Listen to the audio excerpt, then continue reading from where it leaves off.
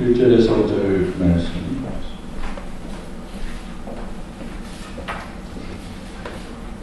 창세기 44장 1절에서 5절, 구약성경 70페이지.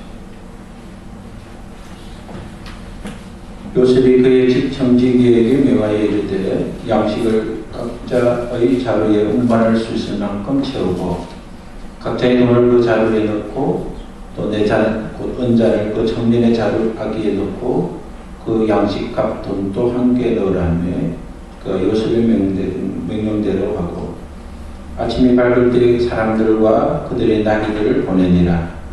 그들이 성읍에서 나가 멀리 가기 전에 요셉이 청지기에게 이르되 일어나 그 사람의 뒤를 따라 가서 그들에게 이르기를 너희가 어찌하여 선을 악으로 갚느냐. 이것은 내 주인이 가지고 다니며 가지고 마시며 널 점치는 데 쓰는 것이 아니냐. 너희가 이같이 하니 악하도다 하라. 고백합시다. 하나님 은혜로 점점 잘 되고 있습니다. 당신도 하나님 은혜로 점점 잘 되어지고 있습니다.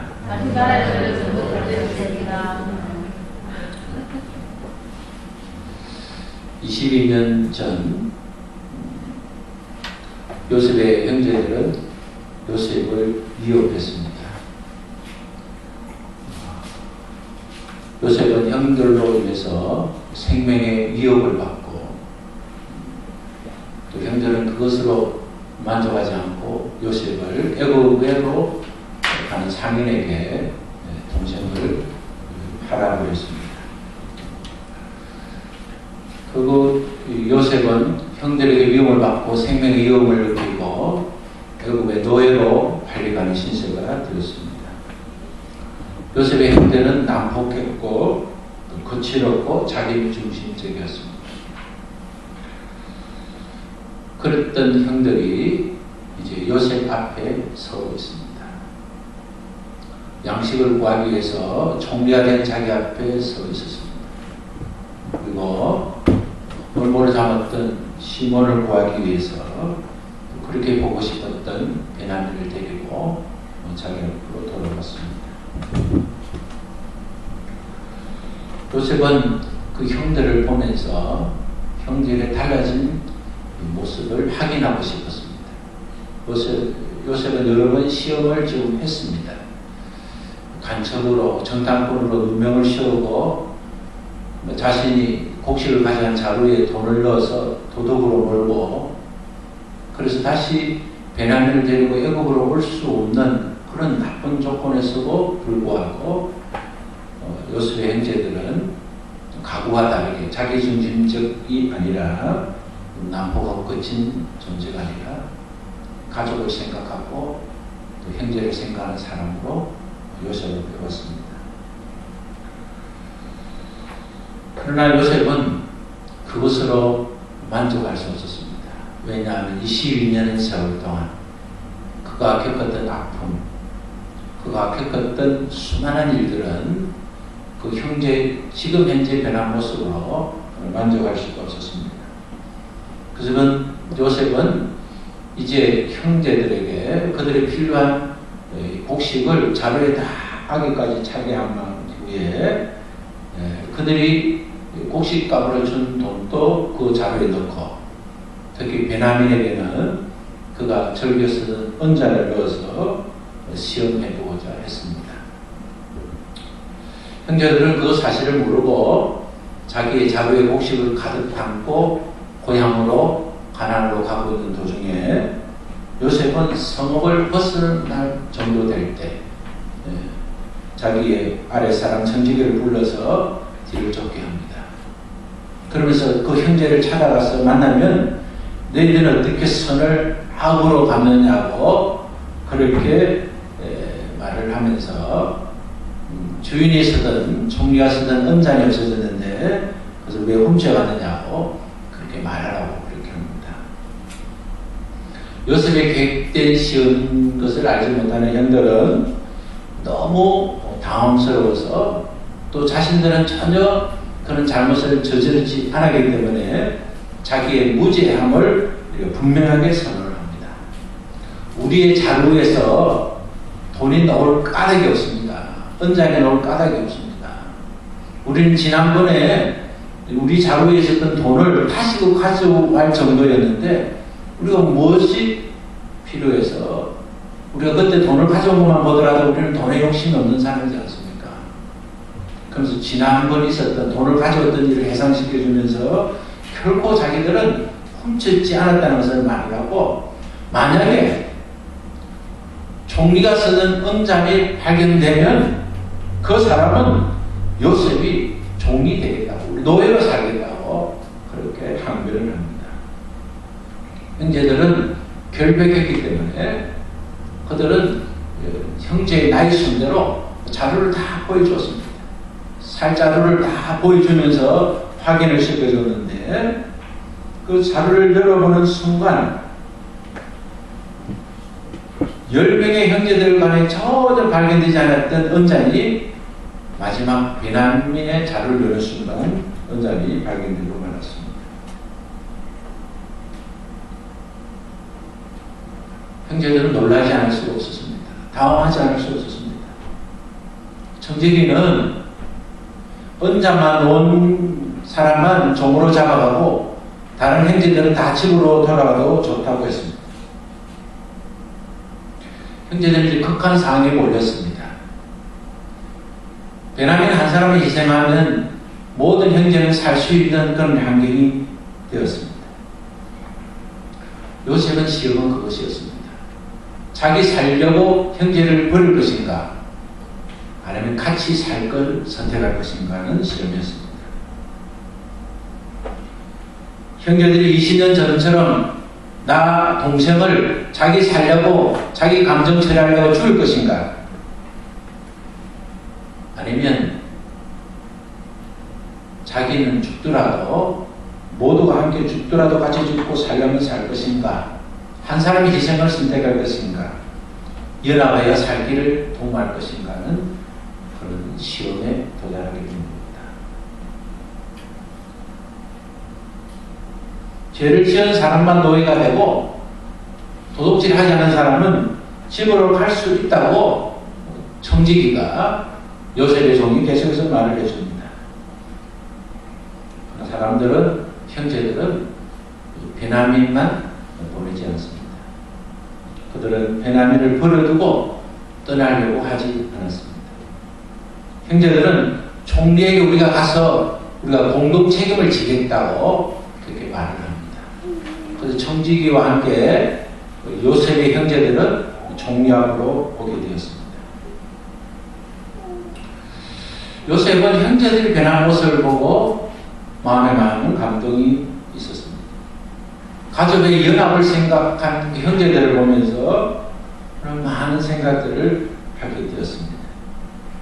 형제들 가운데 유다가 총리 앞에 자기의 형제들을 다시 소개합니다. 우리는 다 하나님을 믿는 사람입니다. 우리가 잘못된 것은 우리가 회개합니다. 그리고 우리 형제 중에 잘못된 것이 있기 때문에 우리 형제 전체가 총리의 종이 되겠습니다. 그렇게 말을 합니다. 그때 요셉은 그럴 것 없다. 은잔을 숨겨둔 베냐민만, 그 형제만 종이 되고 나머지는 집에 가도 좋다고, 고향으로 가라고 말합니다. 그런데 유다는 이렇게 말합니다. 우리 아버지는 지금 늙었고 그 아버지에게 사랑하는 두 아들이 있는데 한 아들은 죽었고 그 사랑하는 아들 하나가 오늘 은잔을 발견한 이 베냐민입니다. 우리가 이 동생을 데려오기 전까지 아버지 이 동생을 데려가면 죽겠다고 했습니다. 그런데 우리가 설득해서 이 동생을 데려가는데 이 동생을 데려가지 않으면 아버지가 죽습니다. 유다는 아버지와 베냐민은 생명이 결탁되어 있음을 말을 했습니다.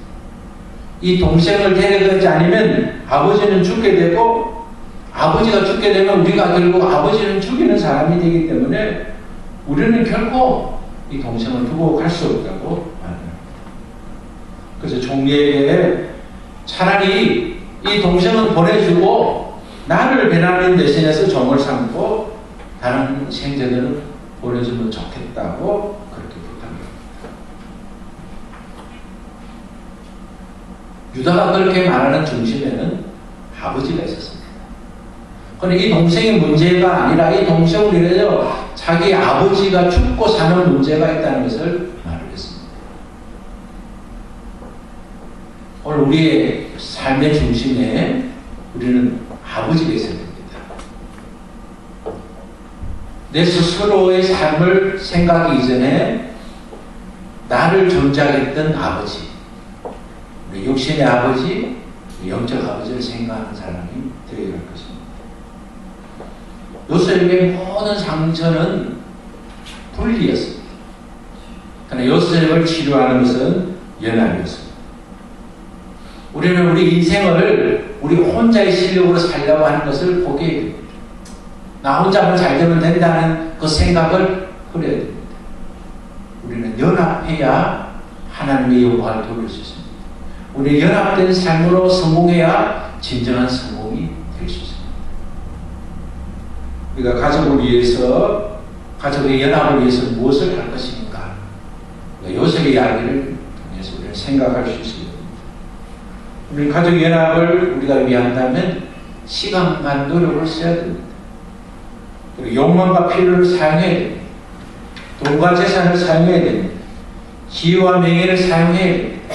내가 가지고 있는 것을 다 가족의 연합을 위해서 나는 제공할 수 있다.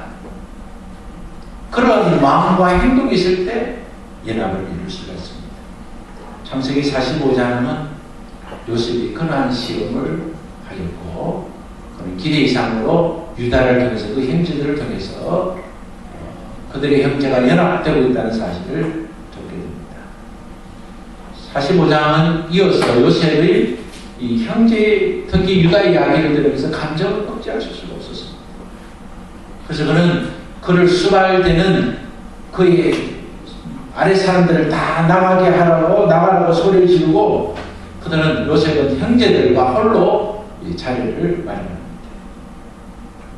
요셉은 그동안에 자기를 그렇게 모질게 굴었던 형제들이 연합한 형제로 변화된 것을 보면서 그는 큰 소리로 방송대꾸를 합니다. 소리내서 울게 됩니다.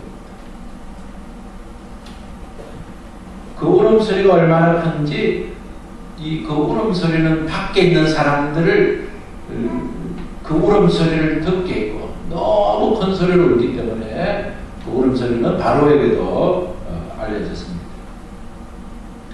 갑자기 애굽의 총리가 오는 것을 보고 형제들은 어리둥절할 수밖에 없었습니다. 어리둥절하고 있을 때 요셉은 나는 요셉이다. 그렇게 말을 합니다. 형제들은 더 놀랐을 겁니다. 총리가 오는 것만 해도 지금 놀랄 일인데 그 오는 총리가 나는 요셉입니다. 나는 요셉이다.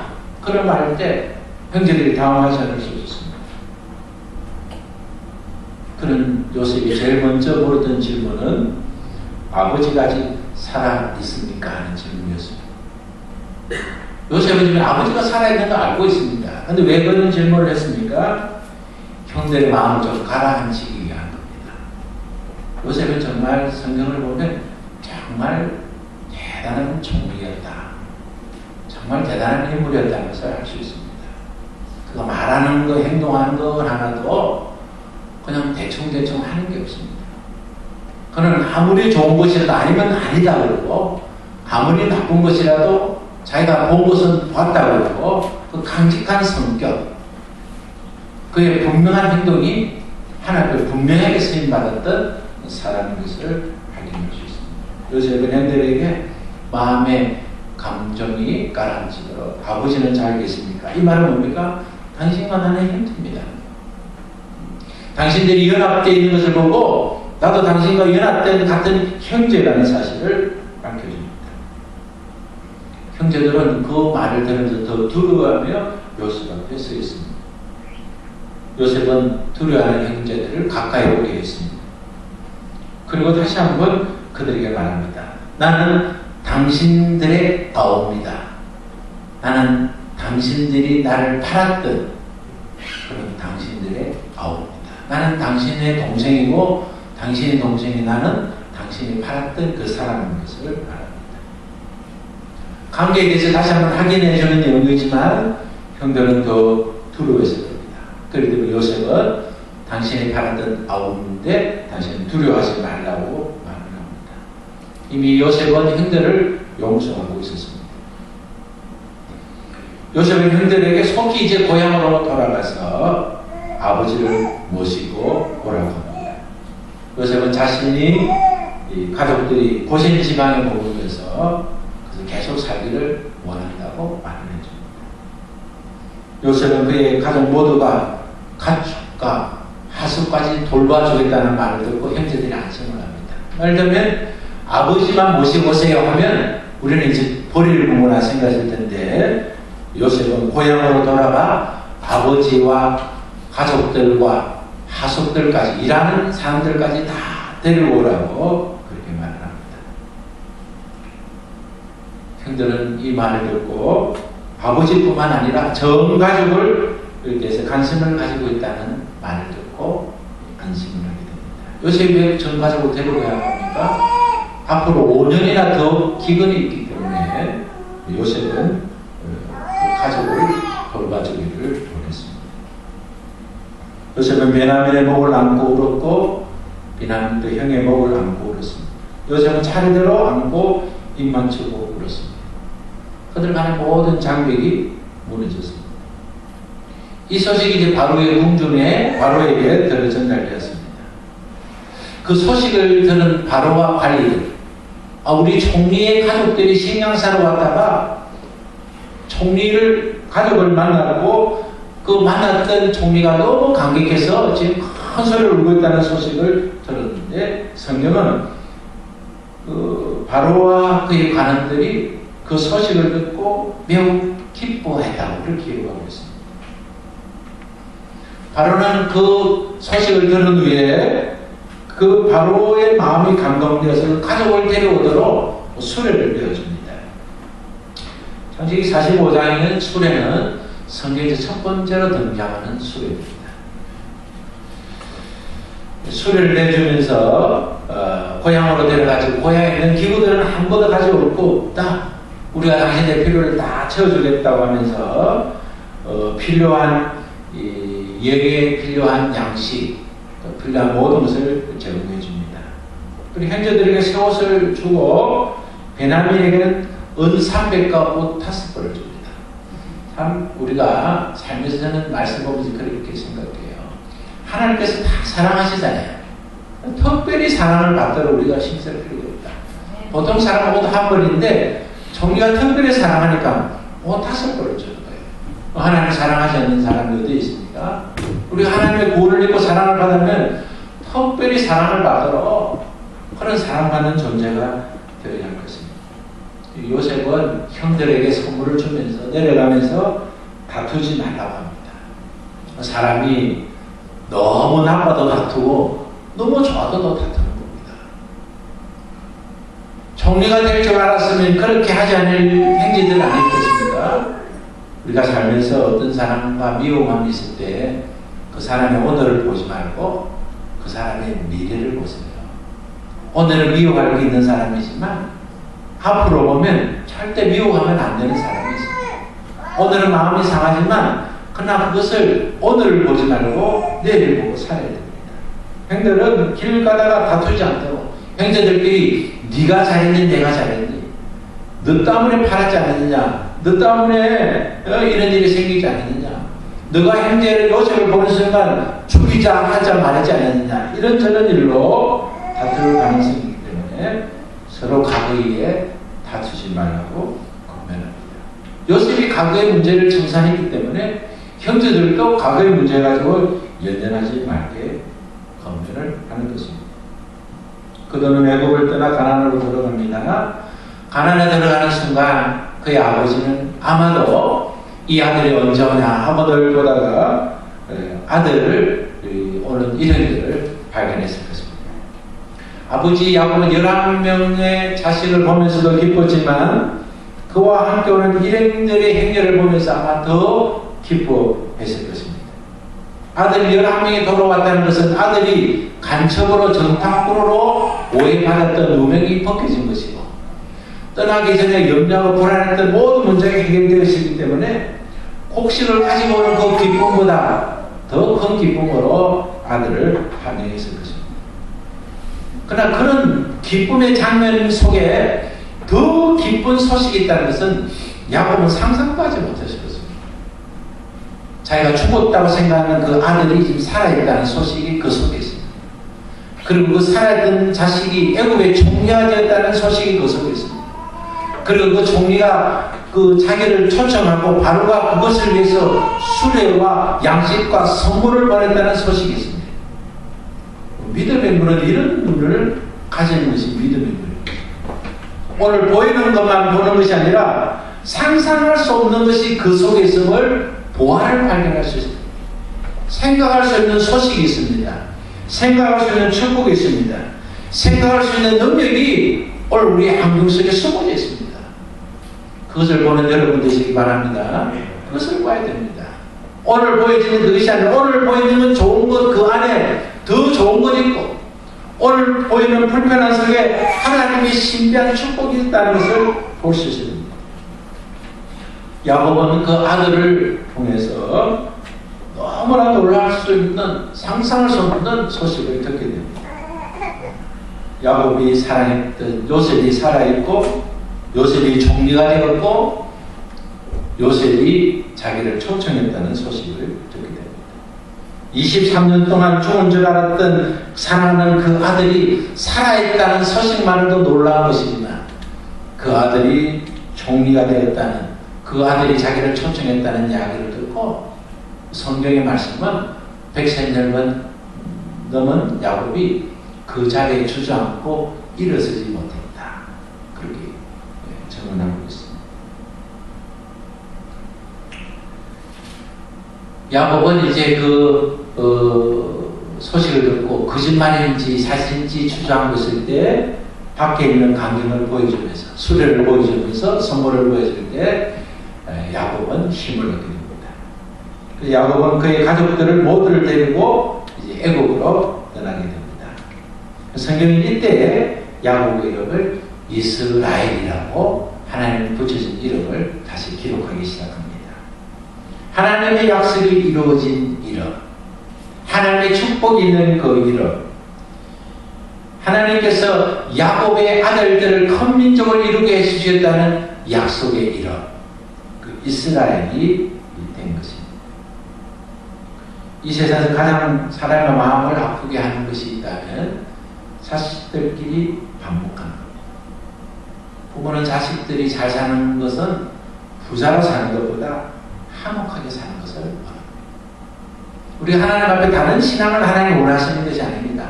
하나님과 화목하는 것을 원하십니다. 예수 그리스도가 죽으시고 부활하신 축복의 유산은 하나님과 화목하게 하는 축복입니다. 자식들이 화목하지 못하고 살면 부모에게 당신입니다. 그러나 서로 사랑하고 화목하게 살면 부모에게 기쁨입니다. 오늘 요셉의 수많은 상처는 형제들이 서로 화목하고 연합하는 걸 보면서 나도 그 연합과 화목 안에 들어가야겠다는 결심을 내나요? 모든 것이 불가합니다. 하나님 우리에게 주시는 여러 가지 시험들은 하나님과 화목하는 관계가 되면 그 시험은 다 해결이 되는 겁니다. 오늘 주일의 말씀을 통해서 우리가 한 주간 동안 생각할 것은 하나님과 화목, 가족 간의 화목을 여러분은 생각해야 됩니다. 우리가 말씀 가운데 우리가 한번 점검했지만 요셉은 바로와 신복들에게, 관원들에게 인정을 받았다는 겁니다. 요셉은 이방 사람입니다. 애국에서 그가 총리가 되면 질투하고 시기하는 사람이 마땅히 있을 수 있습니다. 그런데 요셉이 7년 동안 7년의 풍년과 또 2년의 흉년이 되면 9년 가운데 바로를 섬기고 그가 정치에 가담하면서 그는 적들을 만들지 않았다는 겁니다. 그래서 요셉이 기뻐하는 일은 바로와 가는들도 다 기뻐하는 사람으로 되었다는 거 중요합니다. 우리가 성공하기 위해서 많은 어려움을 겪고 많은 사람들도 오해와 적을 만들 수 있습니다. 그러나 우리는 조금 더 천천히 가더라도 우리는 일 중심에서 관계 중심의 사람으로 가는 것이 좋습니다. 애굽에서 최고의 대우를 해주겠다는 약속을 바로가 요셉의 가족들에게, 형제들에게 말한다는 것은 그만큼 바로로부터 가난들로부터 인정을 받았다는 것입니다. 그래서 바로는 수레와 양식과 선물을 주면서 신복들도 그 일에 함께 기뻐하는, 우리가 성공이라는 것은 진정한 성공은 그런 성공이 아닐까를 생각할 수 있습니다. 문제는 요셉은 오직 하나님께 붙들려 살았다는 겁니다. 그래서 그는 이 형제들에게 모든 것을 준비해 주면서 그가 당부했던 그 한 가지, 형들에게 돌아가는 길에 다투지 말라는 겁니다. 그 말은 뭡니까? 어떤 일을 해서 다시 예전의 나쁜 모습으로 돌아가지 말라는 당부입니다. 우리가 지금까지 하나님의 은혜로 살았으면 그 은혜를 저버리지 않도록, 옛사람으로 돌아가지 않도록 우리 하나님께 붙들림 받는 것이 필요하다는 것을 생각해 볼 수 있습니다. 무엇보다도 오늘 요셉의 가장 중심에 주시는 말씀은 요셉은 정의의 삶을 살았다. 요셉은 바로에게 인정받는 정의가 되었고, 그는 가기와 같은 동료 관원들에게 인정받는 사람이 됐을 뿐만 아니라 자기가 보내준 바로를 통해서 보내준 그 수레와 선물이 아버지를 일으키고 자신이 살아있다는 증거가 된 겁니다. 우리 예수님을 구원받고 하나님의 자녀가 됐고 우리가 하나님의 사랑을 입었다면 말로, 우리 행동으로 그것을 하나님의 사랑을 입었다고 하는 것 이상으로 우리의 삶과 행동이 증거해야 됩니다. 예수 믿는 자의 실력, 예수 믿는 자의 축복, 예수 믿는 자의 은혜를 우리가 많은 자들이 안전자에서 일어날 수 있는 그런 증거가 되어야 할 것입니다. 한 주 동안 우리가 살면서 요셉의 이야기가 다 우리 마음과 생각을 우리가 계속해서 채워져서 요셉 닮기 위해서 내가 무엇을 해드릴 것인가를 생각하고 변화받고 성장하는 우리 모두 되시기를 바랍니다. 다 함께 일어나겠습니다.